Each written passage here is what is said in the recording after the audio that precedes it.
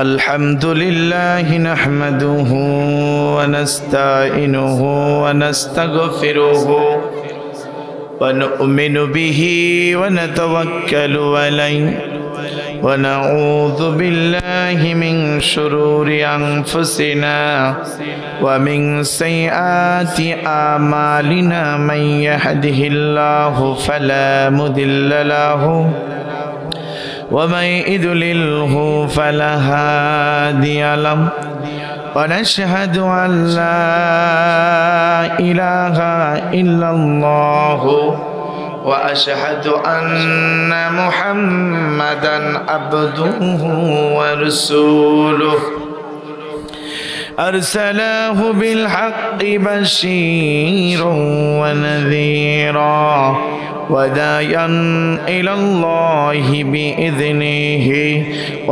सिराजम व क़मरम मुनीरा फ़क़द क़ाल अल्लाहु तआला फ़ी कलामिहिल मजीद वल फ़ुरक़ानिहिल हमीद। ज़बान ছেড়ে দিয়ে আমার সাথে পড়ুন।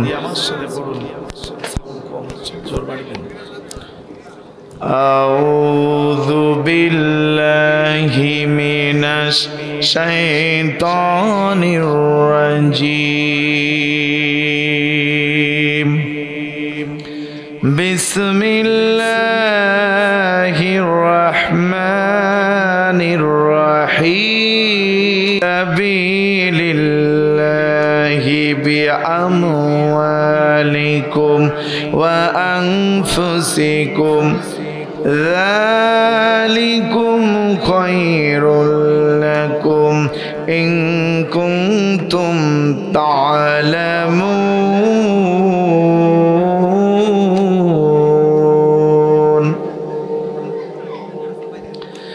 يغفر لكم ذنوبكم ويدخلكم جنات تجري من تحتها الأنهار ومساكن طيبة في جنات عدن ذلك الفوز العظيم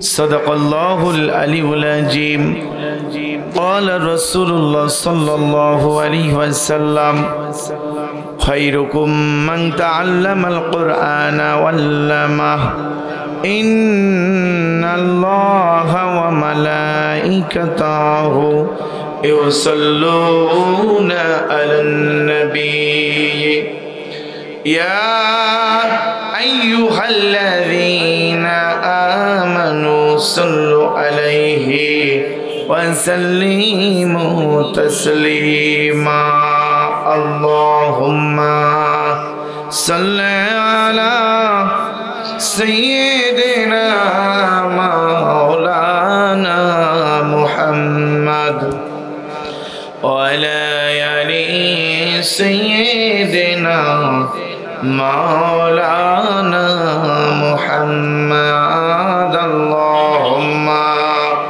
صل على سيدنا مولانا محمد وعلى آل سيدنا مولانا محمد সমাধান চাও যদি জীবনে মরণে ফিরে যাও খুঁজে নাও চোখ রাখো কোরআনে সমাধান চাও যদি জীবনে মরণে ফিরে যাও খুঁজে নাও চোখ রাখো কোরআনে তবেই পাবে সুখ শান্তির ঠিকানা তবেই পাবে সুখ শান্তির ঠিকানা যদি মেনে নাও তুমি মনে প্রাণে সমাধান ও সমাধান সমাধান চাও যদি জীবনে মরণে ফিরে যাও খুঁজে নাও চোখ রাখো কোরআনে আল্লাহুম্মা সাল্লি আলা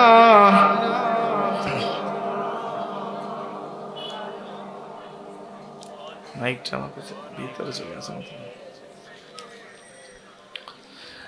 মাওলানা মুহাম্মদ নিশিরাইতে কে আমারে ডাকে নিশিরাইতে কে আমারে ডাকে ডাকে আমার আল্লাহর বান্দা ডাকে আমার আল্লাহর বান্দি জাইনামাজে বসিয়া নিশিরাইতে কে আমারে ডাকে নিশিরাইতে কে আমারে ডাকে ডাকে আমার আল্লাহর বান্দা ওরে ডাকে আমার আল্লাহর বান্দি তাহাজ্জুদ নামাজ বসিয়া নিশিরাইতে কে আমারে ডাকে লা ইলাহা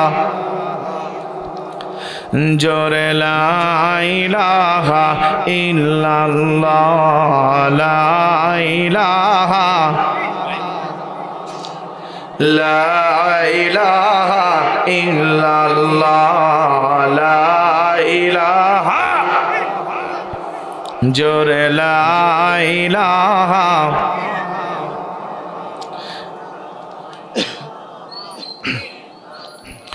সুন্দর করে বানালে মানুষের এই দেহ তোমার কাজের কোনই খুঁত পাই না খুঁজে কেহ আল্লাহ এই দুনিয়া চলার জন্য এই দুনিয়া চলার জন্য দিলে আল কোরআন নাখু দিয়েছো শাসনিতে আর নিতে মধুর ঘ্রাণ তোমার দয়ায় ফুরান তোমার মায়া ফুরান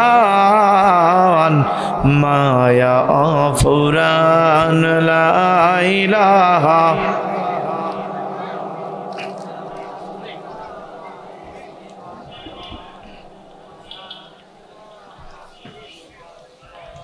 লা ইলাহা ইল্লাল্লাহ লা ইলাহা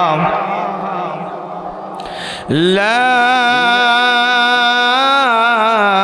ইলাহা ইল্লাল্লাহ মুহাম্মাদুর রাসূলুল্লাহ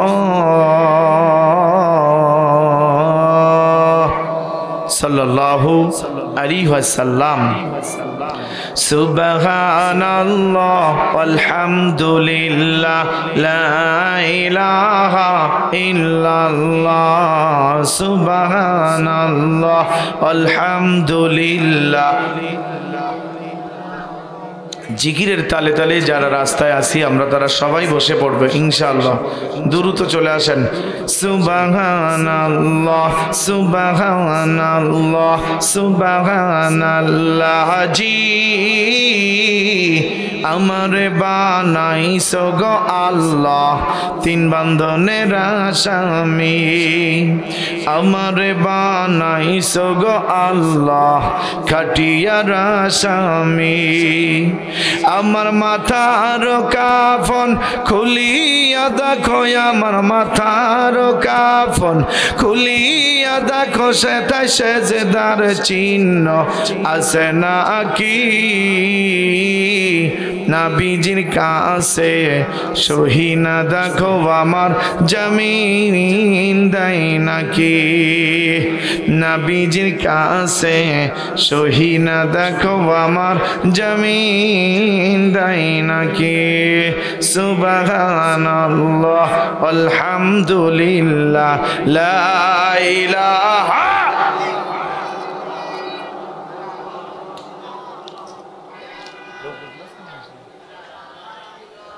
কি যায়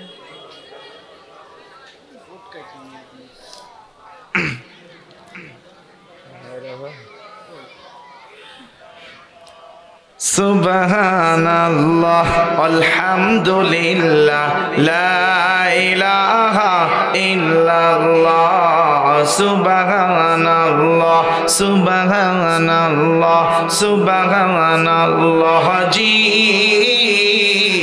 আমারে বানাইছো গো আল্লাহ কবরের আসামি আমারে বানাইছো গো আল্লাহ খাটিয়ার আসামি আমার বুকের বন্ধন খুলিয়া দেখো আমার বুকের বন্ধন খুলিয়া দেখো সেটাই কোরআনের নূরটা জ্বলে নাকি নবীজির কাছে সহি না দেখো আমার জমিন দেয় নাকি নবীজির কাছে সহি না দেখো আমার জমিন দেয় নাকি সুবহানাল্লাহ আলহামদুলিল্লাহ লা ইলাহা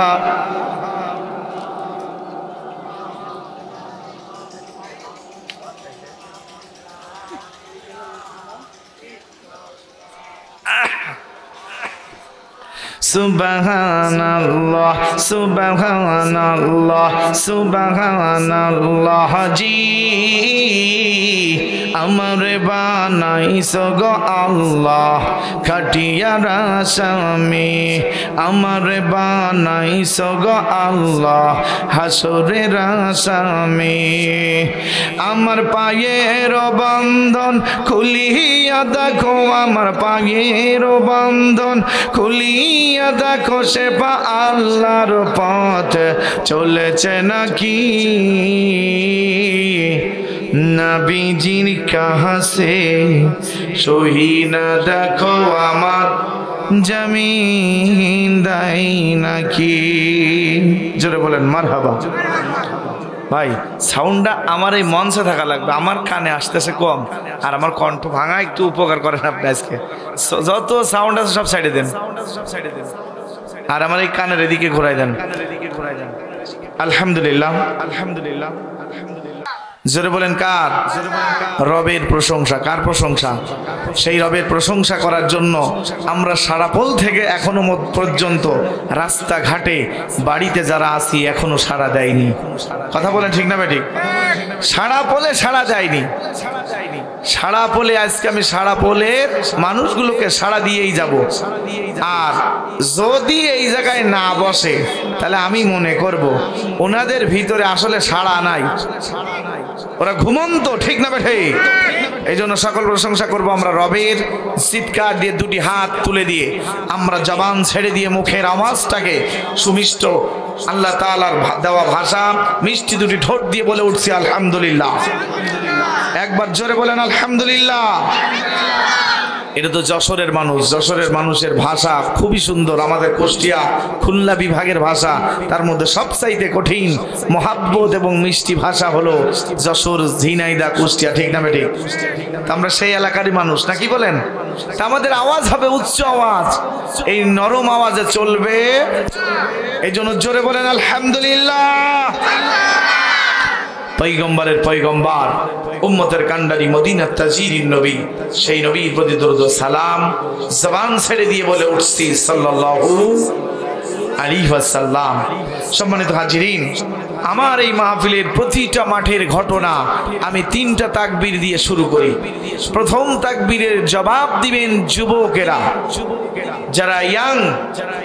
দ্বিতীয় তাকবীরের জবাব দিবেন যাদের চুল দাড়ি কাঁচা, যারা ইয়াং ছাড়িয়ে গিয়েছেন। আর তৃতীয় তাকবীরের জবাব দিবেন যাদের দাঁত ফাঁকা, চুল ফাঁকা। দাঁত ফাঁকা পর্যন্ত আপনার তো পড়েই গিয়েছে, এই তো আচ্ছা আচ্ছা, দাঁত ফাঁকা লোক আছে। তাহলে আমরা যুবকরা প্রথমে রেডি হব। লিল্লাহি তাকবীর। যুবকদের আওয়াজ যদি এইভাবে হয় তাহলে দেশে আমাদের মুসলমান ঘুমিয়ে থাকবে না, তা কারা ঘুমাবে? কথা বলেন। আওয়াজ তো আমাদের কমে গেছে। যা হোক, যুবকেরা একটু থেমে থাকবে। আর চুল দাড়ি যাদের ফাঁকা, দাঁত ফাঁকা, তারাও থেমে থাকবেন। যারা কাঁচা তারাই দিবেন নাকি কন? লিল্লাহি তাকবীর। দাড়িওয়ালা চাচাও তো ছাইল, ওই যে পাকাটা, ওরে পাকা দাড়িওয়ালা চাচাও তো বসান দিয়ে দিয়েছে, ঠিক না ঠিক? যাই হোক, এই সারাপোলের লোক সাড়া দিবেন। 2টি দাঁত ফাঁকা, চুল ফাঁকা, এরা একটু দুর্বল হয়, এই জন্য 3 দল একসাথে মিলে আমরা 2টি হাত উঁচু করে দিয়ে তাকবীর দেব। লিল্লাহি তাকবীর, নারায়ে তাকবীর। আল কোরআনের আলো, আল হাদিসের আলো, ইসলামের শত্রুরা, ইসলামের বন্ধুরা, হাই হাই, এই জায়গায় হুঁশিয়ার, এই জায়গায় হুঁশিয়ার করে ফেলেছ গো। আমাদের দেশে আর ইসলামের বন্ধু থাকার কথা না। মুসলমান ভাইরা আমার, বাবাজিরা আমার, ও যশোরবাসী, সারাফলের মানুষগুলো সারা দিয়ে দিবেন আল্লাহ তাআলার পক্ষে। এখন যদি কোরআনের পক্ষে বাধা আসে, আর এই বাধা মেনে নেব না, প্রতিবাদ করব। কোনটা করব? কোন কি করবেন? প্রতিবাদ করার রাজি আছেন তো? সাহস আছে? জোরে বলেন, আছে তো? আপনাদের এত সুন্দর মঞ্চ, এত সুন্দর সাজানো মিডিয়া, এতগুলো মিডিয়া এখানে চলে এসেছেন, কিন্তু এই এলাকার মানুষগুলো এখনো পর্যন্ত রাস্তা থেকে যারা, ঘর ছেড়ে, বাড়ি ছেড়ে যারা এই জায়গায় আসতে পারে নাই, যশোর জেলার মধ্যে আমি মনে করব ওইগুলো আস্ত হিজলে সমান, ঠিক না ঠিক? ওরা তাজা হিজলে নাকি ঘন মরা হিজলে না, একেবারে তাজা হিজলে সমান হবে। আর বীর পুরুষ কখনো ঘুমিয়ে থাকবে? মুসলমান কখনো ঘুমিয়ে থাকতে রাজি নয়। মুসলমান হকের কথা বলতে গেলে আজকে যশোরের মানুষগুলো আজকে যেভাবে ঘুমিয়ে পড়ে আছেন, আজকের এই ঘুমন্ত ঘুম আল্লাহ তাআলা আজরাইল দিয়ে শেষ ঘুম ঘুমিয়েও ঘুম পাড়ানোর ব্যবস্থা করে দিতে পারে। পারে কি পারে না? এই জন্য হক কথা বলবো কোরআনের রাস্তায়। যদি কোরআন থেকে কথা শুনতে হয়, সেখানে কোনো নরম কথা চলবে না, যা হবে সব গরম। কারণ কোরআনে কি গরম দেয়নি? আমার আপনার নরম কথা চলবে বোর কাছে। কার কাছে? কারণ আজকে যুগের ছেলেরা যা বিয়ে করেছে, ওরা বউদের বউ হয়ে আজকে মেতা, একেবারে হুইলো বিড়াল, বোঝেন? সে হইলো বিড়ালের মতো করে বাড়ি ম্যান ম্যান করে বেড়ায়। কিন্তু কোরআনের পক্ষে আজকে যদি মানুষগুলো ম্যান ম্যান করে বেড়ায়, তাহলে ওই সমাজে কোরআনের আইন প্রতিষ্ঠিত করা, ওই দেশে প্রতিষ্ঠিত করা সম্ভব হবে। এই জন্য হক কথা চলবে কি চলবে না? জোরে বলেন, আওয়াজ দেন। চলবে, চলবে। আল্লাহ তাআলা এই জন্য বললেন, ওয়ালা তালবিসুল হাক্কা বিল বাতিলি ওয়া তাকতুমুল হাক্কা ওয়া আনতুম তা'লামুন।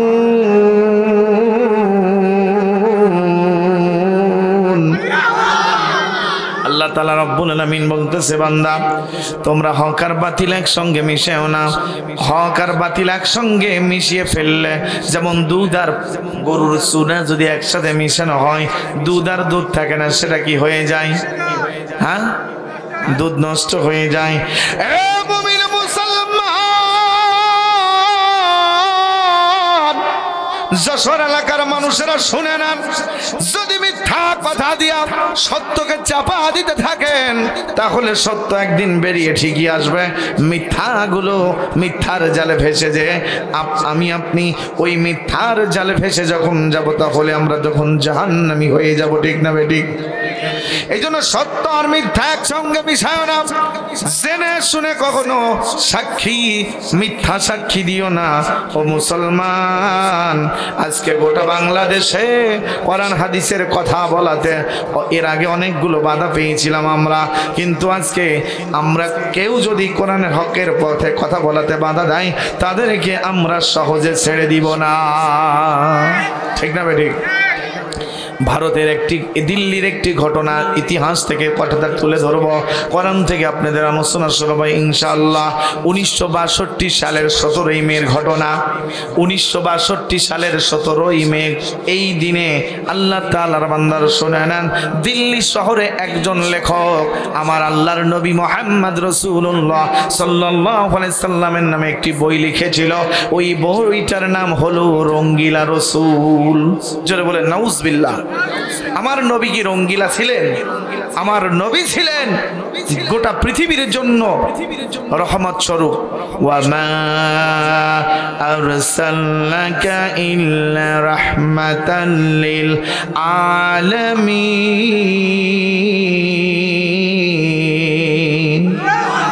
গোটা বিশ্বের মধ্যে আমার নবী মুহাম্মদ রাসূল সাল্লাল্লাহু আলাইহি সাল্লাম ছিলেন রহমত স্বরূপ নবী। এই নবী ছিলেন উত্তম চরিত্রের অধিকারী। ওয়া ইন্নাকা লাআলা খুলুকিম আযীম।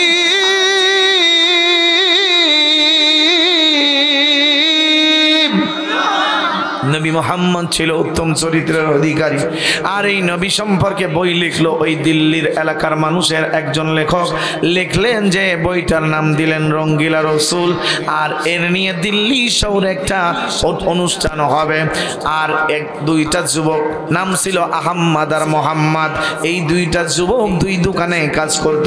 পত্রিকায় দেখলো রঙ্গিলা রসুল নিয়ে যে বইটা লিখেছে তাকে নাকি দিল্লির শহরে তাকে আজকে পুরস্কার দেওয়া হবে। আহম্মদ নামের ওই ছেলেটা দোকানদারের কাছ থেকে ছুটি নিয়ে পত্রিকাটা নিয়ে চলে গেলেন মোহাম্মদের কাছে। এ ভাই মোহাম্মদ, আমার তোমার নবীর নামে এই দিল্লি শহরে একজন বেয়াদব নবীর নামে একটি বই লিখেছে রঙ্গিলা রসুল নামে। ও ভাই চলো চাকরি ছেড়ে দাও, চলো আমরা বাড়িতে যাই। বাড়িতে যে মার কাছে বলতেছে, মা গো, আমাদের নবী মুহাম্মদ রাসূলুল্লাহ সাল্লাল্লাহু আলাইহি সাল্লামের নামে এই দিল্লি শহরে একজন বই লিখেছে, বইটার নাম দিয়েছে রঙ্গিলা রসুল। মা গো, আমার তো সহ্য হয় না, আমার নবীর নামে এত বিয়াদব এত খারাপ লিখেছে এই বিয়াদবটা, এর জন্য আমি কি করব বলো? আহম্মদ আর মোহাম্মদ তার মার কাছে জিজ্ঞাসা করতেছে। আর বসবাস করত ওই ছেলে দুটা, আহম্মদ আর মোহাম্মদ, মার সহ বসবাস করত গুজরাটে। গুজরাটে বসত করলে পত্রিকা যখন পেয়েছে, মা বলতেছে, বাবা আগামীকাল 10টার সময় নাকি এই লেখককে পুরস্কার দেবে, তোরা দুইজন যা, আমি মা তোদের হুকুম দিলাম এই গুজরাট শহর থেকে দিল্লি শহরে চলে যা, ওখানে যে ওই লোকটাকে পুরস্কার দিয়ায়। এমন পুরস্কার দিবি রে বাবা, ওই লোকটা যেন দুনিয়াতে আর বেঁচে না থাকে, জমিন থেকে তার খালাস করে দে। জোরে বলেন আল্লাহু আকবার। মা হুকুম দেয়। কে হুকুম দেয়? নবীর নামে বাজে কথা লিখেছো, কুমন্তব্য করেছো, নবীর নিয়ে ব্যঙ্গ করেছো, ও ছেলে যা, আহম্মদ আর মোহাম্মদ চলে যা। এই আহম্মদ আর মোহাম্মদ মাকে আরেকটা কথা জিজ্ঞাসা করেছিল, মা গো, আমাদের দুই ভাইয়ের নাম আহম্মদ আর মোহাম্মদ কেন রেখেছো বলো? বলে, ও বাবা, এই গুজরাট শহরে একজন আলেম ওয়াজ করেছিল, আহম্মদ আর মোহাম্মদ নাম তিনি বলে গিয়েছিল এই জায়গায় আমার আপনার দয়ার নবীর নাম হলো, যেই নবীর প্রথম নাম ছিল আহম্মদ, সেই নবীর পরে নাম হলো মুহাম্মদ। জোরে বলেন আল্লাহু আকবার। এই আহম্মদ নামটা তার দাদা রাখলেন, মুহাম্মদ নামটা আমার আল্লাহ দিয়ে দিলেন। জোরে জোরে বলেন আল্লাহু আকবার। এই আহম্মদ আর মুহাম্মাদের ওয়াজ শোনার পরে, বাবা তোমার বাবা আমার কাছে বলার পরে আমরা দুইজনা মিলে তোমাদের দুই ভাইয়ের নাম রেখেছিলাম আহম্মদ আর মুহাম্মদ। তার মানে আমার নবীর নবীর ভালোবাসায় নবীর প্রেমে পাগল হইয়া ওই নবীর জন্য তোমাদের দুই ভাইয়ের নাম রেখেছে আহম্মদ আর মোহাম্মদ। ও মা, যদি আহম্মদ আর মোহাম্মদ ওই নবীর নাম হয়ে থাকে তাহলে আমরা আহম্মদ আর মোহাম্মদ আমার নবীর অপমান সহ্য করতে পারি না। মাগো, আমরা তাহলে দিল্লি শহরে চলে যাব। এই গুজরাট শহর থেকে 1200 কিলোমিটার দূরে, গুজরাট শহর থেকে 1200 কিলোমিটার, সাইডখানিক রাস্তা। কথা বলেন, সাইডখানিক রাস্তা। এখান থেকে যশোর যদি 2-3 কিলো হয় তাহলে গুজরাট থেকে দিল্লি শহর 1200 কিলোমিটার। তাহলে এখানে যেতে একদিন পরেই তার পুরস্কারের ব্যবস্থা আছে। তাহলে যেখানে যেতে লাগে 3 থেকে 4 দিন, তাহলে একদিন পরে পুরস্কার দেবে। আর এই ছেলেটা কেমন করে ওই গুজরাট শহর থেকে দিল্লি শহরে পৌঁছাবে? আল্লাহ ইচ্ছা করলে পারে কি পারে না? জোরে বলে, পারে কি পারে না? আল্লাহুম্মা সাল্লি আলা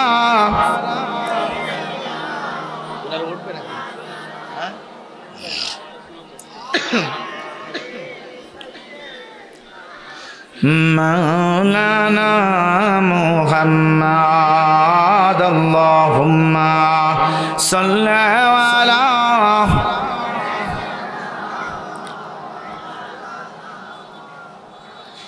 ওয়ালা আলি সাইয়্যিদিনা মাওলানা মুহাম্মদ।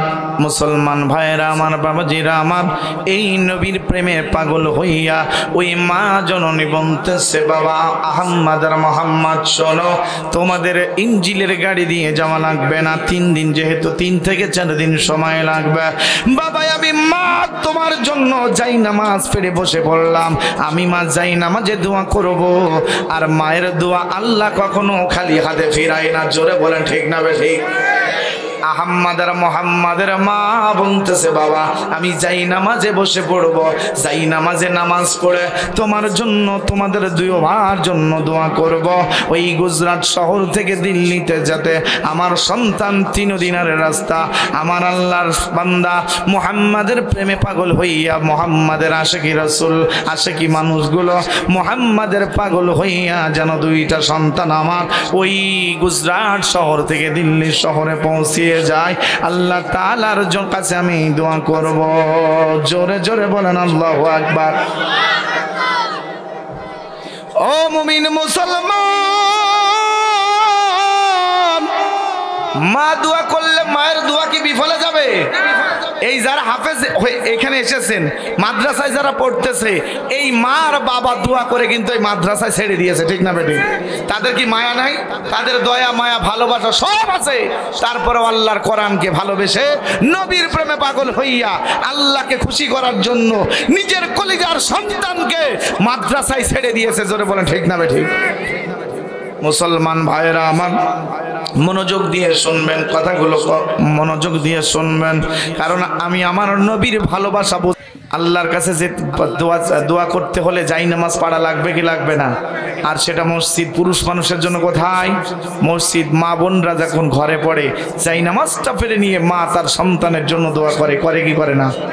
এই জন্য কোরআনে বলছে, ইয়া আইয়ুহাল্লাযীনা আমানুস্তাঈনু বিস-সাবরি ওয়াস-সালাহ ইন্নাল্লাহা মা'আস-সাবিরিন। হে মুসলমান, তোমরা ধৈর্য আর নামাজ দিয়া আমি আল্লাহর কাছে সাহায্য চাও। আমি আল্লাহ অবশ্যই ধৈর্যশীলদের কাছে থাকি।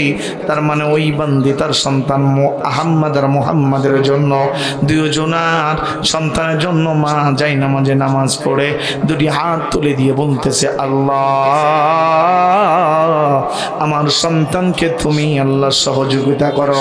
তোমার জন্য আমার সন্তান 2টাকে নবীর প্রেমে পাগল করে, নবীর ভালোবাসার জন্য, তোমার ভালোবাসার জন্য আমি আহম্মদ আর মুহাম্মদকে ছেড়ে দিলাম। মা দোয়া করতেছে, আর সন্তান আহম্মদ আর মুহাম্মদ 2 জনা মিলে জোহরের নামাজের পরে ভাত খেয়ে একটু দৌড় দিয়া শুরু করেছে। আর ওই যে দিল্লি শহরের প্রধান অতিথি হিসেবে দাওয়াত পেয়েছে ওই এলাকার সবচাইতে সুনামধন্য মুখ্যমন্ত্রী, তার নাম হলো বাবুলাল মোহন নাম ছিল। বাবুলাল মোহন মুখ্যমন্ত্রী হিসাবে উনি রওনা দিয়েছে দিল্লির নবীর ওই অনুষ্ঠানে যাবে বলে উনি গাড়ি নিয়ে দৌড় দিয়ে গাড়ি নিয়ে চালাই। তার গাড়ির ড্রাইভার ছিল একজন হিন্দু। এই দুইজনা চলে যায় দিল্লি শহরে ওই যে লেখকের পুরস্কারের অনুষ্ঠানে। মুহাম্মদ আর আহম্মদ দুই ভাই মায়ের দোয়া নিয়ে খাবার খেয়ে নামাজটা আদায় করে দৌড় দিয়েছে। দিল্লি শহরে সময় লাগবে 3 থেকে 4 দিন, কিন্তু আমার আল্লাহ তাআলার বান্দারা যখন দৌড় দিয়েছে, বাবুলাল মোহন ওই মুখ্যমন্ত্রীর ড্রাইভার বলছে, স্যার আমার গাড়ির পাশ দিয়ে মনে হচ্ছে দেবদত্ত জিন ভূত যায়, এত জোরে যায় যে আমার গাড়িটা তাদের আগে যেতে পারে না। জোরে বলেন আল্লাহু আকবার। ওরা মনে করছে মনে হচ্ছে জিনে যাচ্ছে, এত জোর এত গতি, খালি পায় দৌড় দিয়েছে, কোনো তেল নাই মেশিন নাই, আল্লাহর দেওয়া মেশিন সেই বুকটা নিয়ে অন্তরকে নিয়ে পুরো শরীর দিয়েছে আল্লাহ তাআলার নবীর ভালোবাসার জন্য। দৌড় দিচ্ছে দুইটা সন্তান। বাবুলাল মোহন বলছে, হে ড্রাইভার গাড়ি ঠেকাও। বাবুলাল মোহনের এই ড্রাইভারের গাড়ি ঠেকাতে গেলে ব্রেক হয় না। জোরে বলেন আল্লাহু আকবার। বলে স্যার ব্রেক হয় না। বলে একটু সামনে মানুষজন যায়, বলে তাও তো মানুষের গায়েও তো লাগে না, কোনো কিছু হয় না স্যার। কি হয়ে গেল গাড়িতে? বহু দূর চলে গেল দুইটা ছেলে আহম্মদ আর মোহাম্মদ দৌড়াতে দৌড়াতে আমার নবীর নামে যারা ব্যঙ্গচিত্র করেছে, সেই নবীর ব্যঙ্গচিত্র করা লেখককে মারার জন্য জীবনটা উৎসর্গ করে দিয়েছে। মায়ের কাছ থেকে দোয়া নিয়া আমার আল্লাহকে খুশি করার জন্য নবীকে ভালোবেসে ওই দুইটা সন্তান চলে যায়। এমন মুহূর্ত হয়ে গেল আসরের সময়, ওই বান্দা দুইটা নামাজের জন্য একটা জায়গা নিয়ে দাঁড়িয়ে গেলেন। জোরে বলেন আল্লাহু আকবার। বাবুলাল মোহনের গাড়ি এবার থেমে গেল। এই বাবুলাল মোহনের ড্রাইভার আর বাবুলাল মোহন বলতেছে, এই দুইটা সন্তানের সাথে আমরা কথা বলবো। এই বাবুলাল মোহন মুখ্যমন্ত্রী দিল্লি শহরের যিনি প্রধান অতিথি, এই বাবুলাল মোহন বলছে, ও বাবা তোমাদের নাম কি বলো, তোমাদের বাড়ি কোথায়, তোমার বাবার নাম কি, তোমার মায়ের নাম কি, থাকো কোথায়? সব প্রশ্ন করলে ওই বাচ্চা দুইটা আহম্মদ আর মোহাম্মদ বলতেছে, আমরা মুসলমান ধর্মে অবলম্বী, আমার মা অমুক, আমার বাবা অমুক, আমার নাম আহম্মদ, আমার ভাইয়ের নাম মোহাম্মদ, আমরা গুজরাট শহরে বসবাস করি, আমরা দুটো ভাই দুইটা দোকানে চাকরি করি, কিন্তু আমরা এই দিল্লি শহরে যাচ্ছি একটা কারণে। বলে বের হয়েছো কয়টায়? বলে এই তো জোহরের নামাজের পরে খাবার খেয়ে দূর দিয়ে এই পর্যন্ত এসেছি। বাবুলাল মোহন বলতেছে, বাবা যেখানে যেই পর্যন্ত এসেছো প্রায় 500 কিলো হয়ে গেছে এই জায়গায়, আর তুমি যে জোহরের সময় দৌড় দিয়ে এই পর্যন্ত এসেছো, আমি যে অমুক রাত্রে রওনা দিয়েছি এই পর্যন্ত পৌঁছাইছি, আর আজকে জোহরের নামাজের পরে তুমি রওনা দিয়া এই পর্যন্ত পৌঁছিয়েছো। এটা তো আশ্চর্য বিষয় কথা, আমার তো মন মেনে নেয় না। আসলে বাবা তোমরা জিন না ভূত না ফেরেশতা কোনটা বলো? আল্লাহ তাআলার বান্দা ওই দুইটা সন্তান আহম্মদ আর মোহাম্মদ বলছে, ওগো মুখ্যমন্ত্রী সাহেব শোনেন, আমরা দুইটা ভাই আহম্মদ আর মোহাম্মদ মাকে যাই না মাঝে বসাইয়া আমার নবীর বিরুদ্ধে যে বইটা লিখেছে, রঙ্গিলা রসুল নামে যেই বইটা লিখেছে, ওই বইয়ের লেখককে আজকে আগামীকাল 10টায় পুরস্কার দেবে। আমরা দুইটা ভাই তার ওই পুরস্কার অনুষ্ঠানে আমরাও পুরস্কার দেওয়ার জন্য যাচ্ছি। এমন পুরস্কার দেব যেই পুরস্কার জীবনে কোনোদিন এই পৃথিবীর মানুষ কোনোদিন ভুলবে না। ওই বাবুলাল মোহন বলছে, কি পুরস্কার দিবা বলো? আহম্মদ আর মোহাম্মদ বলতেছে, তার এই দুনিয়া থেকে বিদায় করে দেবো। জোরে বলেন আল্লাহু আকবার। নবীর দুশ্মন নবীর নিয়ে ব্যঙ্গচিত্র করে, নবীর নিয়ে গালি দেয়, নবীর নিয়ে খারাপ ভাষায় বই লেখে, এই নবীর দুশ্মনকে আমরা মেরে ফেলতে চাই। বাবুলাল মোহন বলতেছে, বাবা তোমরা 500 কিলোমিটার এতটুকু টাইমের মধ্যে পায়ে দৌড়ি চলে এসেছো, নিশ্চয় তোমাদের মধ্যে আল্লাহর কোনো বরকত আছে। জোরে বলেন সুবহানাল্লাহ। হিন্দু মানুষ হইয়া বাবুলাল মোহন বলছে, বাবা তোমরা দিল্লি যাবে, এখনো তো বহু কিলো রাস্তা, কি করে যাইবা, চলো আমি তোমাদের একটু সুযোগ করে দিই, আমার গাড়ির মধ্যে তোমরা উঠে পড়ো। এইবার বাবুলাল মোহনের গাড়ির মধ্যে 16 বছরের যুবক আর 18 বছরের যুবক, দুইটা ভাইয়ের বয়স 18 আর 16। এই দুইটা ভাই মেসিউড যুবক। এই যুবক দুইটা ভাই বলল না আমরা ওখানে পৌঁছিয়ে যাব, বলল না আমি তোমাদের ভালোবেসে ফেলেছি, একটু ওঠো। দুইজনাকে গাড়ির মধ্যে উঠাইয়া গাড়ি টান দিয়েছে, এমন টান দিয়েছে যেই গাড়ি পৌঁছাবে 2 দিন পরে, সেই গাড়ি আল্লাহ তাআলা রাতের মধ্যে পৌঁছায়া দিয়েছে। আল্লাহ পারে কি পারে না? আল্লাহ নবী মেরাজে নিয়ে আল্লাহ নবীকে মেরাজে নিয়ে গিয়েছিল, সময় লাগছিল নাকি? Time and tide wait for none, সময় আর নদীর স্রোত কারোর জন্য অপেক্ষা করে না। কিন্তু মুসলমান আমার আপনার ইবাদত করার জন্য দুনিয়াতে একটু সময় দিয়েছে কিনা? ঈমান এনে আল্লাহ তাআলা রাস্তায় যদি চলো তাহলে আল্লাহ খুশি হয়ে যায়। যেমন সময় কতটুকু দিয়েছে সে একটু বোঝানোর জন্য বলি। এক জেলে তার স্ত্রীকে বলছে, স্বামী গো তুমি মাঠে এইবার নদীতে যে মাছ মেরে আনবা। জেলে গেছে মাছ মারতে, মাছ পায় নাই, শেষমেশ একটা জালে একটা পাথর বাঁধি নিয়ে চলে এসেছে। জেলে ভাবতেছে সামান্য এতক্ষণ ধরে মাছ মারার চেষ্টা করলাম, মাছ বাঁধলো না, একটা পাথর যখন বেঁধেছে পাথরটা ফেলে যাব না, পাথরটা বাড়িতে নিয়ে যাব। বাড়িতে ঢুকার রাস্তায় রেখে দিয়েছে পাথরটা। পা ধুইয়া ঘরে ওঠে, স্বর্ণকার রাস্তা দিয়ে চলে যায়। ওই পাথরের রশ্মিগুলো ওই স্বর্ণকারের চোখে লেগেছে। স্বর্ণকার এসে বলল এই পাথর কার? জেলে বলছে আমার। বলে এই পাথর এখানে রেখেছো কেন? বলে নদীর জলে পেয়েছিলাম তাই এখানে পা ধোয়ার জন্য রেখে দিয়েছি। এই জেলে বলছে ভাই পাথর কি তুমি চেনো? বলে না এটা তো পাথরই। বলে এটা কি বেচবা? জেলে বলছে কি বেচা যায়? পাথর কি বেচে? আসলে পাথর তো বেচেও আছে না। গত বছর সিলেট সুনামগঞ্জ পূর্ব মেরুয়া খোলা জাদুঘাটা নদী, সুরমা নদী, ওইগুলো দেখে আসলাম ওয়াজ করতে দিয়ে। তো দেখলাম পাথর আমার বাংলাদেশের লোক বাঁকে করে নিয়ে আসতেছে, ঝুড়িতে করে নদী থেকে। তাহলে ওদের কর্ম, ওদের জীবিকা হয় ওই পাথর বেচে। আমার দেশের লোক, এই এলাকার লোক এখনো সুখী আছে, ঠিক না ঠিক আছে না নাই? বাস্তব ওদের কষ্ট দেখে আমি ভিডিও করলাম, আমার মনটা এত খারাপ লাগলো। কষ্ট, ওই কষ্ট দেখে শরীর ঘেমে গেছে, তাদের কাঁধে করে মাথায় করে নিয়ে আসতেছে। ওহ মদিন আরে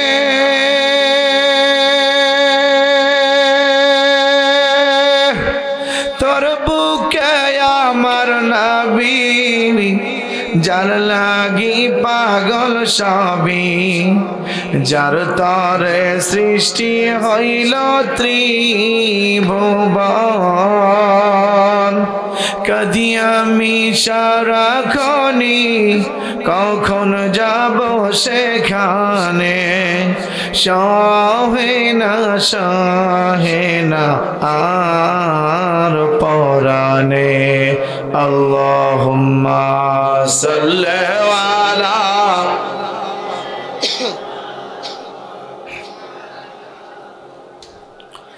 وعلى آل سيدنا مولانا محمد।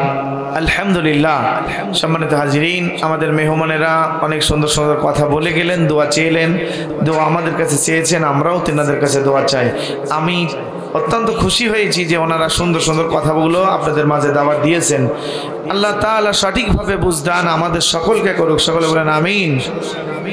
কিন্তু মুসলমান ভাইয়ের আমার, আমি আপনি আলোচনা যে জায়গায় রাখছিলাম সেটা কি মনে আছে? কিন্তু এলাকার রাস্তায় যারা দাঁড়িয়ে আছেন আমি তাদের অনুরোধ করব, আমার মা বোনরা রাস্তা অনেক ভিড় হয়েছে শুনলাম, কিন্তু আমার এই এলাকার পুরুষ ভাইয়েরা যারা আছেন, আমার বাবাজিরা যারা আছেন, তারা রাস্তায় যদি না হেঁটে না বেরিয়ে যদি একটু বসতেন তাহলে একটু ভালো লাগলো। আমার কণ্ঠ ভাঙা, তারপরেও আপনাদের কি কষ্ট লাগছে শুনতে? কষ্ট লাগছে? আমার একটু বলতে কষ্ট হচ্ছে, কিন্তু তারপর আমি দাওয়াতি মেহমান, দাওয়াত নিয়েছি, না আসলে হয়তো বলবেন যে কুষ্টিয়ার হুজুর কাদি রিয়াদ ইসলাম বকুল বিপ্লবী দাওয়াত নিয়েছে তা আসিনি, তাহলে কি বেকায়দা হবে না? গত বছর আসছিলাম, মনে আছে আপনাদের এখানে? হ্যাঁ, কিন্তু আমার আশা ছিল যে আজকে কণ্ঠটা একটু ভালো ভাঙা না থেকে ভালো থাকতো, তাহলে হয়তো আপনাদের একটু সুন্দর করে কথাগুলো শোনাতে পারতাম। এই জন্য হয়তো আপনারা কষ্ট পাচ্ছেন যে ভাঙা গলায় কথা বলছে নাকি। একবার তাকবীর, লিল্লাহ তাকবীর, নারায়ে তাকবীর। আপনারা জাগিয়ে ওঠেন, দাদারে ঘুমায়েন না। মুসলমান জেলের স্ত্রী থেকে বলছে তুমি পাথরটা, ওই জেলে পাথরটা নিয়ে ওই যে সেই স্বর্ণকার এসে বলছে পাথর কি বেচবা? আসলে কি পাথর বেচার কথা নিয়ে বললাম না, সিলেট সুনামগঞ্জের কথা বললাম না? আসলে পাথর বিক্রি খায় এক এলাকার মানুষ, কিন্তু আমরা তো শান্তি দিয়ে আছি নাকি গো? তো এই জেলে বলছে পাথর কি বেচা যায়? জেলে বলছে হ্যাঁ পাথর আমি নিব। তো জেলে দেখতেছে আমি পাথর বেচবো না, কিন্তু এ কিনবে, তাহলে দাম না চাইয়ে দাম ওনার দিয়ে বলায়। তা বলছে তাহলে কত দিবা বলো? স্বর্ণকার বলছে 50,000 দেবো। কয় হাজার? 50,000। এই জাইলে ভাবছে যে পাথরের দাম না চাই এই 50 পালাম, তাহলে চালি কত পাওয়া যাবে? তা দুই একটা নাক সিটকে মধ্যে দেখে কি কয়, তা বলছে যে তাহলে 1 লাখ। আচ্ছা এক সিটকে দিয়ে আবার 50 বাড়িয়েছে, তখন আবার সিটকে মারছে। এইভাবে মারতে মারতে পুরো 2 লাখ টাকা দাম হয়েছে। কয় লাখ? জেলে বলছে যে 2 লাখ টাকায় দেবো, তুমি পাগল পেয়েছ আমার? আগে কিন্তু দামই চাইছিল না, আরো বেচবেই না, কিন্তু এখন 2 লাখ টাকা যেই দাম হয়েছে ও বলছে আমারে পাগল পাইছো। স্বর্ণকার বলছে বাবা তুমি এক কাজ করো, আমাদের দেশের রাজা যিনি তার দরবারে পাথরটা নিয়ে যাও, তুমি তার উপহার দিবা, তোমার উপহার দিবে, এইটার পরিবর্তে তোমার উপহার দিবে। জেলে নিয়ে যা বললে রাজা আপনার রাজ্যের মধ্যে আমি নদী থেকে পাথর পেয়েছি, আমি খুশি হইয়া আমি আপনাকে উপহার দিলাম। রাজা বলছে জাইলি এই পাথর চিনিনি, এই যে কত বড় দামি পাথর, এই জাইলিয়ে চিনলি আর আমার দিত। বলে চাইলে তুমি যখন আমার পাথরে দিলা, তোমার আমি 1 ঘন্টা সময় দিলাম, তুমি আমার রাজ দরবার থেকে খাদ্য ভান্ডার থেকে যত সোনা দানা গহনাগাটি টাকা আছে তুমি 1 ঘন্টা যা নিতে পারো না। যাইলে দেখছে একা নিলি কট্টু খাবানে বাড়ির বউটা রেখে আনি, ও ডেকে আনিতে বাড়ির বউ ডেকে আনার পরে গেটে ঢুকা দারোয়ান ঢুকি দেওয়ার সাথে সাথে দেখছে 10 মিনিট ধরে দেখে ঝাড়বাতি। কি বাতি? ঝাড়বাতি দেখার সময় 1 ঘন্টার মধ্যে ফুরিয়েছে 10 মিনিট। এই 10 মিনিট দেখার পরে জেলের বিবি বলছে ও জেলে, জীবনে বাসর ঘর তো ভালো ঘরে হইল না, সুন্দর বিছানা হয়নি, এই দেখো নরম সুন্দর কামরা, খাটিলাটাও সুন্দর, খাটটা অনেক সুন্দর, চলো একটু ঘুমিয়ে নি। এবার ঘুমিয়েছে বাসর ঘরের মতো করে, 50 মিনিট হয়ে গিয়েছে। কয় মিনিট? তাহলে কি আর 1 মিনিটও আছে? দারোয়ান এসে বলছে এই বেরাও। বলে কেন? আমার যে 1 ঘন্টা টাইম দিয়েছিলেন যে আমার মালপত্র নিতে হবে। বলে আর 1 সেকেন্ডও আপনার টাইম নেই। আমি বুঝাইতে চাইলাম এ মুসলমান, আল্লাহ যদি আজরাইলকে পাঠায় দেবে 1 সেকেন্ড 1 মিনিট আর থাকবে না। জোরে বলে ঠিক না বেঠে? যখন তখন ওই আল্লাহর ফেরেশতা আল্লাহ আজরাইলকে পাঠায় দিতে পারে, সেই দিন আমার আপনার আমল করার সুযোগ আর হবে? এই 2টা ছেলে আমার নবীর প্রেমে পাগল হয়ে নিজের মাকে ছেড়ে দিয়ে নবীর প্রেমে পাগল হয়ে নবীর নামে ব্যঙ্গ যে করেছে তাকে মারার জন্য দৌড় দিয়েছে নিজের পা দিয়ে। কোনো গাড়িতে ওঠে নাই, নিজের আল্লাহর দেওয়া যে সৃষ্টি হালতরামিং ফুতুর, আল্লাহ সৃষ্টির মধ্যে কোনো ভুল নাই, পায়ের চামড়া মুখে দেয় নাই, মুখের চামড়া পায়ে দেয় নাই, আল্লাহ যেখানে যেমন লাগে তেমন কায়দায় ফিটিং করে সেটিং করে দিয়েছে। সেই আল্লাহ তাআলার বান্দা 2টা বান্দা বাবুলাল মহলের গাড়িতে এখন উঠেছে। উনি হিন্দু ছিলেন, কিন্তু ওই 2 জনার দৌড়ানো আশ্চর্যজনক বিষয় হওয়ার কারণে বাবুলাল মোহন সহ ড্রাইভার অবাক হয়ে তখন এই বাবুলাল মোহন বলছে বাবা আমি তোমাদের নবী মুহাম্মদ রাসূলুল্লাহ সাল্লাল্লাহু আলাইহি সাল্লামকে এবং সৃষ্টিকর্তা আল্লাহকে আমি খুব ভালোবাসি। জোরে বলেন আল্লাহু আকবার। হিন্দু হইয়া আহম্মদ আর মোহাম্মদের কাছে এই কথাগুলো গাড়ির মধ্যে বসে বলতেছে। এবার বাবুলাল মোহন বলতেছে বাবা রাত হয়ে গেল, রাতের মধ্যেই তো পৌঁছিয়ে গেলাম, আগামীকাল সকাল 10টা পর্যন্ত হওয়া পর্যন্ত তোমরা কোথায় থাকবা? বলে আমাদের নামায়ে দেন, আমরা ওই ময়দানে আল্লাহর সিজদায় পড়ে যাব। বাবুলাল মোহন দেখতেছে আর ড্রাইভার দেখতেছে এই দুইজনাকে ছেড়ে আমরা যাব না, আমরা দিল্লির বাসায় যে রেস্ট নেব না। এই দুইটা বাচ্চার আশ্চর্যজনক বিষয় আমরা দেখব। ড্রাইভার দেখলো, বাবুলাল মোহনও দেখতে লাগলো। আল্লাহর কুদরতি রহমতে বান্দাগুলো ওই আহম্মদ আর মোহাম্মদ নামাজ পড়ে আল্লাহকে খুশি করার জন্য, আর দুটি হাত তুলে মোনাজাত করে, আল্লাহ আমার নবীর দুশ্মন যে আমার নবীকে নিয়ে যে ব্যঙ্গচিত্র করেছে, আমরা দুইটা ভাইকে আল্লাহ তুমি কবুল করো। আমার মা ওদিকে দোয়া করেছে, আমার মার হুকুম পেয়ে ওই লোকটাকে আমরা মারতে এসেছি, আল্লাহ তুমি আমাদের সাহস দাও, আমাদেরকে শক্তি দান করো। এই সমস্ত দৃশ্য দেখে বাবুলাল মোহন বলতেছে, বাবা রে, তোদের এই ভাবে আল্লাহর ডাকা, আল্লাহর কাকতি মিনতি দেখে আমি বুঝে ফেলেছি তোরা কোনো সাধারণ মানুষ নয়, তোদের আল্লাহ কোনো সাধারণ সৃষ্টিকর্তা নয়। Allah is our almighty and our creator. আল্লাহ হলো আমার আপনার সৃষ্টিকর্তা, আর আমরা তার সৃষ্টি। ওই সৃষ্টিকর্তা হলো ইন্নাল্লাহ আলা কুল্লি শাইইন কাদির, সকল ক্ষমতার মালিক, সার্বভৌম ক্ষমতার মালিক হলো আল্লাহ। ওই আল্লাহর কসম করে বলতেছি, আহম্মদ আর মোহাম্মদ রে, আমি গাড়ির ড্রাইভার, আমার নাম মুসলমানের খাতায় লেখা দাও, আর আমি বাবুলাল মোহনও তোমাদের দলে ঢুকে গেলাম। জোরে বলেন আল্লাহু আকবার। নাম ড্রাইভারের দিয়ে দিল পলাশ। কি নাম দিল? ড্রাইভারের নাম হয়ে গেল পলাশ। এই বাবুলাল মোহন ডাক, এই যে মুখ্যমন্ত্রী বলল, আহম্মদ আর মোহাম্মদ রে, আমি তো ওই বই লেখকের পুরস্কার দেওয়ার জন্য প্রধান অতিথি, ওই জায়গায় আমারে ঢুকতে দেবে, তোমরা সাধারণ মানুষ, তোমাদের ঢুকতে দেবে না। আমি তোমাদের একটা কৌশল বলে দিই, আমি যখন মাইকে ভাষণ দিব যে আমার গুজরাট শহরের দুইজন যুবক ছেলে, 16 বছর আর 18 বছরের যুবকেরা আমার সাথে এই জায়গায় দেখা হয়েছে, তোমরা চলে আসো। যখনই ডাকবো, বাবা তোমার নবীকে নিয়ে, মুহাম্মদকে নিয়ে যেই ব্যঙ্গচিত্র করেছে, তোমরা দুইজনা আমি পুরস্কারের ডাক দেব, ঘোষণা দেব, তোমরা সুযোগ মতো যাইয়া ওই পুরস্কারটা দিয়ে দিবা। জোরে বলেন আল্লাহু আকবার। হিন্দু হইয়া নবীর পক্ষে, নবীর দলের পক্ষে চলে গেল।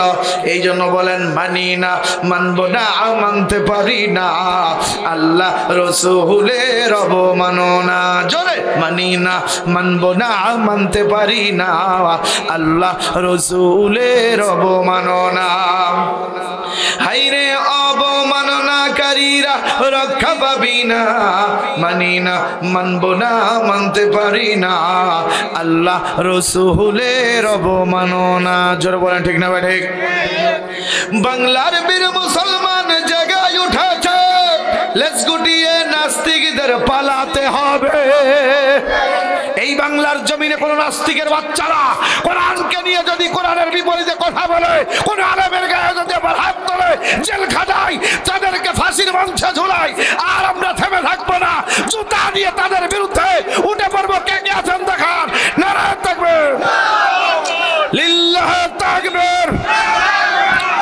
আর বসে থাকার সময় নয়। জোরে বলে ঠিক না ঠিক? বাংলার জমিনে এক আলেমকে কষ্ট দিলে, এক আলেম মৃত্যুবরণ করলে, বাংলার জমিনে ঘরে ঘরে আলেমের সংখ্যা বাড়ছে, ঠিক না ঠিক? কলা গাছের গুড়ায় কলা গাছ একটা থাকে না, ওর গাছ পাশে কিন্তু বহু চারা বেড়ায়, ঠিক না ঠিক? মালিক চারার গুড়া কেটে দিলেও ওর ভিতর দিয়ে আবার বের হয়। জোরে বলে ঠিক না ঠিক? আমরাও গোটা পৃথিবীর বুকে বাংলার পাখি হারিয়ে গেলেও ঘরে ঘরে আল্লাহর পাখি আল্লাহ আবার সৃষ্টি করে দিচ্ছে, ঠিক না ঠিক? আমরা লেজ গুটিয়ে পালাবো না। শয়তান কাফেরের নাস্তিকের বাচ্চারা, ভারতের দালালদেরকে পালাতে হবে, ঠিক না ঠিক? ওদেরকে এই বাংলার জমিনে ঠাঁই দেওয়া যাবে? চলবে? কথা চলবে? আপনাদের আওয়াজটা আমার কাছে জড়সড় মনে হচ্ছে, আপনাদের হিট কম পাচ্ছে। আমার ভাঙা গলা, তাতে কি হয়েছে? আল্লাহ ইচ্ছা করলে গলা খুলে দিয়ে আপনাদের ভিতরে ফুটাই দিতে পারে, ঠিক না ঠিক? এই লোক আমার আসলেই যে উনি বললেন যে এই পরিমাণ তো লোক হওয়ার কথা ছিল না। যেই মঞ্চ, যে আয়োজন, এই এলাকার মানুষগুলো কোথায় গেল আজকে? আজকে ইবলিশ শয়তান ধোঁকা দিয়ে তাদের কাতুকুতু দিয়ে ঘরের মধ্যে, ল্যাপের মধ্যে, বইয়ের পাশে হয়তো শুইয়ে রেখেছে, আর নাই গরু দেখাশোনা করার জন্য রেখেছে, ঠিক না ঠিক? হ্যাঁ, জোরে বললেন দেখা। কালকে হিসাব দেবেন যে এলাকার লোক কারা মাহফিলে আসে নাই, এই হিসাব আপনারা না পাইলেও আল্লাহ ফেরেশতারা এই জায়গায় ভিডিও করে দিচ্ছে, ঠিক না ঠিক? এখানে যতগুলো মিডিয়া আছে এই মিডিয়ার ভিডিওগুলো ডিলিট হতে পারে, কিন্তু আল্লাহর ফেরেশতারা যে ক্যামেরা দিয়ে তুলতেছে আমাকে আপনাকে, এটা কখনো ডিলিট হবে না। তাহলে আপনারা ধরা খাবেন কি না? এ মুসলমান, ওই দুইটা বাচ্চাকে কায়দা করে বাবুলাল মোহন বলতেছে আমি যখন পুরস্কারের ঘোষণা দেব তখন তোমরা আসবা। এবার বাবুলাল মোহন সকালবেলা রাত্রি পার হইয়া যখন সকাল 10টা বেজে গেল, ওই যে পুরস্কার অনুষ্ঠানে চলে গেলেন। বাবুলাল মোহন প্রধান অতিথি ছিল, মুখ্যমন্ত্রী যেহেতু, ওই বাবুলাল মোহনকে যেমন মাইক দিয়ে দিয়েছে, আর ওই বাবুলাল মোহন মাইক পেয়ে বলতেছে গুজরাটের থেকে দুইটা সন্তানকে আমি এখানে আসতে দেখলাম, একটা 16 বছর আর একটা 18 বছর, আহম্মদ আর মোহাম্মদ। আমি তোমাদেরকে এই বইয়ের লেখককে পুরস্কার দেওয়ার জন্য আহ্বান করতেছি। এই দুইটা ভাই এবার ডাক পেয়ে শুনে আহম্মদ আর মোহাম্মদ চলে গেলেন ওই পুরস্কার দেওয়ার কাছে। ভিতরে কিন্তু জিনিস আছে, জিনিস থাকার পরে দুইটা ভাই ইশারা বলে, এ মোহাম্মদ, এ আহম্মদ, আর দেরি করিস না, এই বিয়াদবটাই আমার নবী মুহাম্মাদের নামে ব্যঙ্গচিত্র করেছে, হাত দিয়ে ছুরিটা বের করে বসান। জোরে বলেন আল্লাহু আকবার। পুরস্কার দিয়ে দিয়েছে, কি দিয়ে দিয়েছে? গোটা দিল্লির মধ্যে কেঁপে গেল, দিল্লির মধ্যে ছড়িয়ে গেল, দিল্লির মধ্যে সবাই শুনে ফেলল।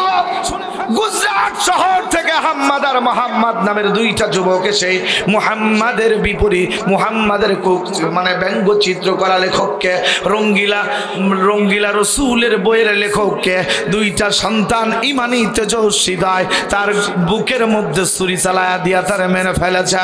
এ মুসলমান, আমি বুঝাইতে যাই ও যশোরবাসীরা, আমার নবীকে নিয়ে যদি কেউ ব্যঙ্গচিত্র করে তার শুধু ছুরি নাই, তার পাড়িয়ে তলিয়ে চুটা পিটাই করে মারতে হবে। জোরে বলে ঠিক হবে, তাকে ছাড় দেওয়া যাবে? জোরে বলেন যাবে? এই জন্য বলেন বিশ্বনবী ব্যঙ্গ করে বানাইল সিনেমা, এর জন্য দায়ী হলো বারাক ওবামা। বুশের মতো জুতা খাবি, বুশের মতো জুতা খাবি, দেরি হবে না। বুশ যেমন জুতা খাইছিল, নবীর দুশ্মন যারা হবা তাদেরও জুতা খাওয়া লাগবে কি লাগবে না? জোরে বলেন লাগবে, লাগবে। ওয়াজ চলবে। এ মুমিন মুসলমান, দিল্লির সব জায়গায় সারা পড়ে গেল, দুইটা বাচ্চাকে গ্রেফতার করা হয়ে গেল।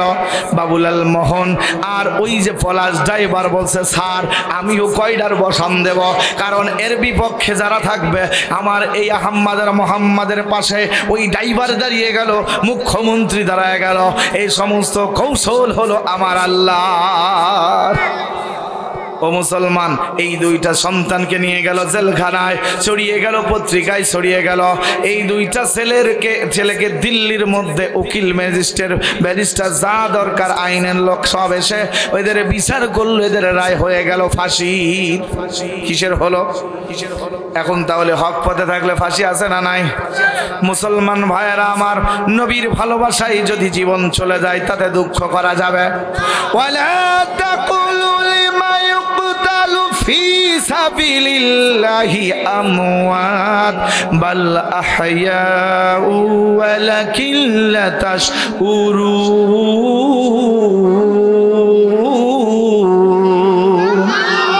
যারা আমার আল্লাহর রাস্তায় জীবন দেয়, মৃত্যুবরণ করে, তাদেরকে তোমরা মৃত বলো না, তারা মরে নাই, তারা শহীদ হয়েছে, তাদের স্থান হবে আমার আল্লাহর কাছে। ইল্লাল্লাযীনা আমানু ওয়া আমিলুস সালিহাতি ফালাহুম আজরুন গায়রু মামনুন। তারা হবে আমার আল্লাহর কাছে অফুরন্ত পুরস্কারের অধিকারী, তারা পাবে জান্নাত, তারা পাবে জান্নাতের নাজ নিয়ামত, তারা পুরস্কারের ভরপুর পাবে, নদী নালা সাগর তারা নদী পাবে, সাগরে পাবে, তারা সুন্দর সুন্দর ফুলের মধুর নহর পাবে। তার মানে আমার আল্লাহর অফুরন্ত পুরস্কার তাদের জন্য রেখে দেওয়া আছে, ঠিক না ঠিক? দুইটা বাচ্চাকে জেলখানার মধ্যে দিয়ে দিল, জেলখানার মধ্যে দিলে ফাঁসির অর্ডার হয়ে গেল। ফাঁসির অর্ডার হয়ে যাওয়ার আগে উকিল সাহেব ওই এলাকার একজন, তাদের বিপক্ষে দলের পক্ষে অনেক উকিল আছে, কিন্তু আহম্মদ আর মোহাম্মদের পক্ষে কোনো উকিল ছিল না। কিন্তু ওদের মধ্য থেকে একজন বান্দা আমার আল্লাহ ফিটিং করে দিল। ওই উকিল পেশ খাটাইয়া বলছে, বাবা তুমি বলো, আল্লাহ তাআলা রব্বুল আলামিনের দোহাই দিয়ে উকিল বলছে, কোন মানুষ যদি মাতাল হইয়া কোন মানুষকে খুন করে তার জন্য তার ফাঁসি হবে না। তুমি বলো আমি রাগে পড়ে মাতাল হইয়া খুন করেছি, তাহলে তোমার ফাঁসির রায় হবে না। আহম্মদ আর মোহাম্মদ বলছে, উকিল সাহেব মিথ্যা বলা যাবে না, আমি কোরআনের আয়াত বলেছি মিথ্যা সত্য একসাথে করা। এইবার ওই আহম্মদ আর মোহাম্মদ বলছে, উকিল সাহেব গো, রাগে আমরা মাতাল হয়ে মারি নাই, আমরা দুইটা ভাই মায়ের দুয়া নিয়া ঠান্ডা মেজাজে ওই বই লেখককে আমরা মেরেছি। আল্লাহু আকবার। সত্য বলল, কি বলল? সত্য বলল। সত্যবাদীর লোকের জয় আছে না নাই? এই দুনিয়াতে জয় না হলেও পরকালে তার জয় হবে, হবে কিনা বলেন? এই দুইটা বাচ্চার ফাঁসির রায় হয়ে গেল। জেলখানার জেলের মধ্যে তার জিজ্ঞাসা করা হলো, বাবা তোমাদের শেষ কোনো সিদ্ধান্ত আছে কিনা, তোমাদের আশা আছে কিনা বলো, শেষ কথাগুলো বলো। এই দুইটা ভাই বলতেছে, জেলার সাহেব শোনেন, আমাদের তেমন কোনো আশা নাই, তবে তিনটা আমার শেষ কথা আছে, এই তিনটা কথা শোনেন। বলে কি কথা বলো? বলে এখান থেকে দিল্লি থেকে যে গুজরাট থেকে আমার মাকে একবার এখানে আনবেন, তারপরে আমার মায়ের কপালে একটা চুমা খাইব, মৃত্যুর আগে ফাঁসিতে যাওয়ার আগে মায়ের হাতের 2 লুকমা খাবার আমরা দুইটা ভাই জেলখানার মধ্যে থেকে খাবো। এই তিনটা আশায় আপনারা যদি আমারে পূরণ করতে পারেন তাহলে আমার জীবনটা ধন্য হয়ে যাবে। এবার গুজরাট চলে গেলেন দিল্লি থেকে। দিল্লির প্রশাসন যাইয়া গুজরাট শহর থেকে ওই মা জননীকে নিয়ে তার সন্তানের সামনে নিয়ে চলে আসলো। একটু জিকির করেন, লা ইলাহা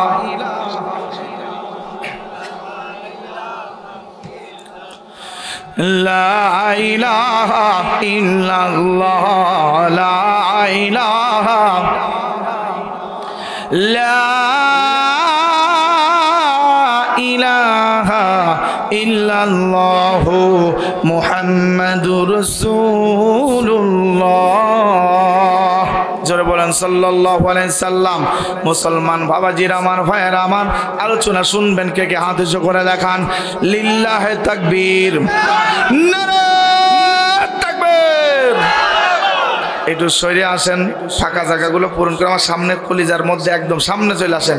সবাই একটু নড়ে সরে বসলে আপনি ভালো লাগবে না। একটু জিকির তালে তালে আসেন, লা ইলাহা। আমার সাথে গান, আর সামনে চলে আসেন।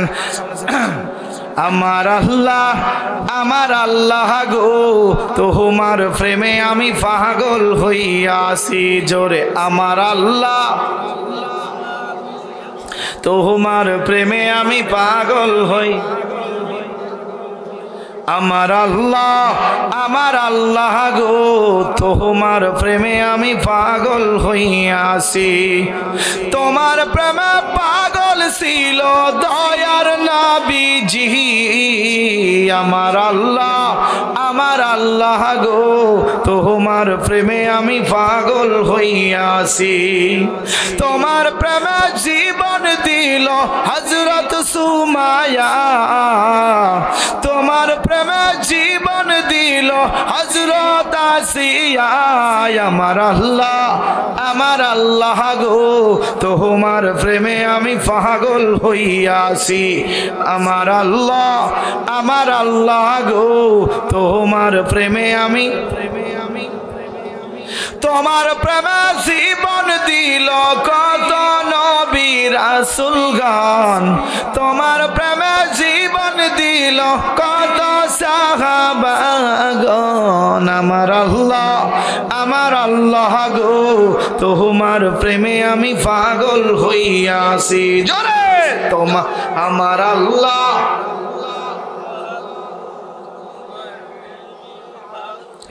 তোমার প্রেমে জীবন দিল বাংলাদেশের কোরআনের পাখি আমার আল্লাহ গো, তোমার প্রেমে আমি পাগল হইয়াছি। জোরে জোরে বলেন মারহাবা। দুইটা বাচ্চা জেলখানার মধ্যে আছে, শুনবেন তো? ও মুসলমান, আল্লাহ তাআলার বান্দারা শুনে নেন। দুইটা বাচ্চার আশা পূরণ করার জন্য ওই দিল্লির প্রশাসন মায়ের কাছে চলে গেল। গুজরাট থেকে মাকে আনা হলো। মাকে এবার জেলখানার সামনে নিয়ে যায় আহমদ আর মোহাম্মদকে দেখা দিল। মুমিন মুসলমান মনোযোগ দিয়ে শুনবেন কথাটা এবার। আহমদ আর মোহাম্মদ দেখতেছে জন্ম দুঃখিনী মা সামনে চলে এসেছে। জেলখানার গেট দিয়ে ঢুকতেছে। আহমদ আর মোহাম্মদ দৌড় দিয়েছে, লোহার খাঁচা বেঁধে গেছে। দুইটা সন্তান আহমদ আর মোহাম্মদ জীবনে শেষ হয়ে যাবে, ফাঁসি হয়ে যাবে। মা জননী আস্তে আস্তে আহমদ আর মোহাম্মদের মা বলছে, এই আমার আহমদ, এ মোহাম্মদ আয় আমার বুকের মধ্যে আয়। আহমদ আর মোহাম্মদ লোহার খাঁচায় মায়ের বুকের মধ্যে যেতে পারে না। ও আমার আল্লাহ তাআলার বান্দারা যশোরবাসী শুনে নেন, দুইটা ভাই 16 বছর 18 বছরের যুবকেরা লোহার খাঁচার মধ্যে বেঁধে যায়। মাকে বলতেছে যুবকরা, ও মা তোমার সন্তান তোমার আশা পূরণ করেছে গো মা। তোমার সন্তান আহমদ আর মোহাম্মদ নবীর জন্য পাগল হইয়া আজকে তোমার সন্তান দুইটা ফাঁসির দড়িতে ঝুলবে গো মা। মৃত্যুর আগে মা আমার লোহার খাঁচার মধ্য দিয়ে কপালটা একটু বাড়াইয়া দাও। মায়ের সন্তান, মায়ের কথা, সন্তানের কথা শুনে মা জননী সন্তানের মাথাটা, নিজের মাথাটা, কপালটা যা ওই যে লোহার খাঁচার মধ্যে ঠেকিয়ে দিয়েছে। আহমদ আর মোহাম্মদ চুমা খায় আর বলে, মা গো তোমার আশা পূর্ণ করেছি মা, দেখা হবে পরকালে গো মা। কিন্তু মা আর একটু পরে ফাঁসি হয়ে যাবে আমাদের দুইটো ভাইয়ের। ও মা জীবনে আর কোনদিন তোমাকে জ্বালাবো না, কোনদিন কষ্ট দিতেও যাব না। মা গো তোমার সন্তান একটু পরে জাহান্নাম যাই দুনিয়ার বুকের ওই ফাঁসির দড়িতে ঝুলবে। মা গো জীবনের শেষ আশা একবার পূরণ করে দাও গো মা। তোমার হাতের 2 লোকমা খাবার আমাদের দুইটা ভাইয়ের মুখের দিয়ে দাও। মা জননী কান্দে আর খাবারগুলো মা খাইয়া নিয়া জেলখানার লোহার মধ্য দিয়া মুখের মধ্যে দেয়। ফেল ফেল করে কান্দে আর বলে, মা গো আর কোনদিন বুঝি তোমার হাতের খাবার খাইব না, কোনদিন বুঝি খাবার পাইব না। ও মা গো তুমি আমারে মাফ করে দিও, তুমি দোয়া করে দিও গো মা। আমার আল্লাহর নবীর জন্য আমার ফাঁসি হয়ে যাবে। মা বলছে, আহমদ আর মোহাম্মদ চিন্তা করো না, পেরেশান হয়ো না, আমি মা তোমাকে আমার আল্লাহর রাস্তায় আমার নবীর জন্য কুরবানি দিলাম। এমন মা দরকার আছে না নাই? মুসলমান, আমি একটি আয়াত শুরুতেই পড়েছিলাম। আমি সূরার একটি কোরআন থেকে একটি সূরার মধ্য থেকে একটি বাছাই কিন্তু একটি আয়াত পড়েছে সূরা সফের। আল্লাহ তাআলা রব্বুল আলামিনের বান্দারা মনোযোগ দিয়ে শোনেন। আল্লাহ তাআলা কোরআনের মধ্যে বলতেছেন, বিসমিল্লাহির রহমানির রহিম। তুমিনুনা বিল্লাহি ওয়া রাসূলিহি ওয়া তুজাহিদুনা ফি সাবিলিল্লাহি বিআমওয়ালিকুম ওয়া আনফুসিকুম যালিকুম খায়রুল লাকুম ইন কুনতুম তা'লামুন।